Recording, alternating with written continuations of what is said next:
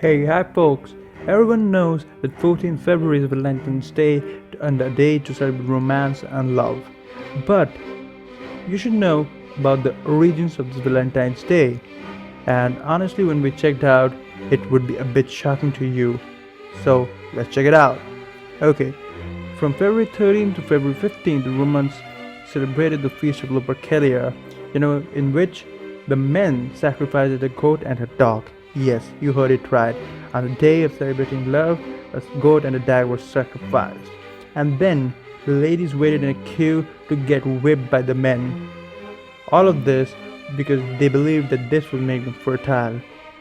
The Romans were completely naked and were drunk.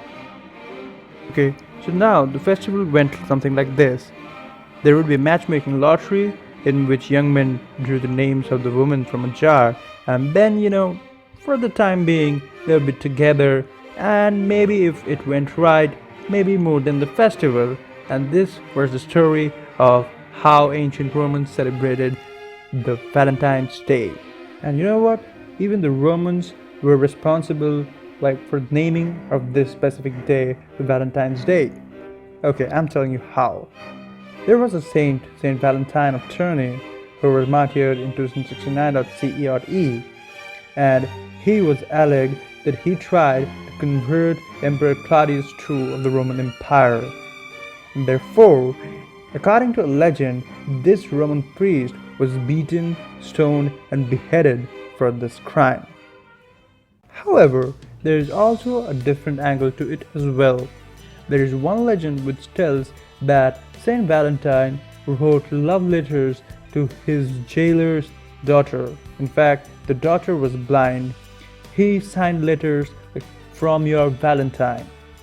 And just with miracles, it is believed that he made her sight completely correct. Okay, well, this is another legend. Slowly, Valentine's Day of 14th February became to be celebrated as a day of love and slowly spread across the whole of Europe. And this happened because of Pope Gelasius I.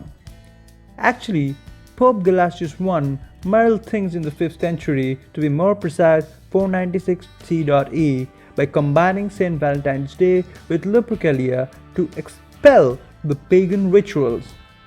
But the festival was more like a theatrical interpretation of what it was once.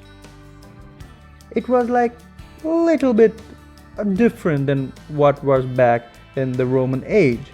The Christians put clothes on it, and therefore they celebrated it as a day of fertility and love. Almost around the same time, the Normans celebrated Valentine's Day. Now, Gallatin meant lover of women. That was likely confused with St. Valentine's Day at some point, in part, you can say maybe they sounded alike. As the years went on, this holiday only grew sweeter. Then we have the greats like Chaucer and William Shakespeare, who romanticized it in their work, and it really gained popularity throughout Britain and the rest of Europe. In the Middle Ages, handmade paper cards became the tokens of love. But slowly, it also came into the new world, and honestly, what I see today, it's more of commercialized love. In 2010, only in US, during the Valentine's Day, it had business of around $17.6 billion, and in 2011, it was around $20 billion. When we count the whole of the world, it will be more and more. Today, unfortunately, it has become more of using people and loving things.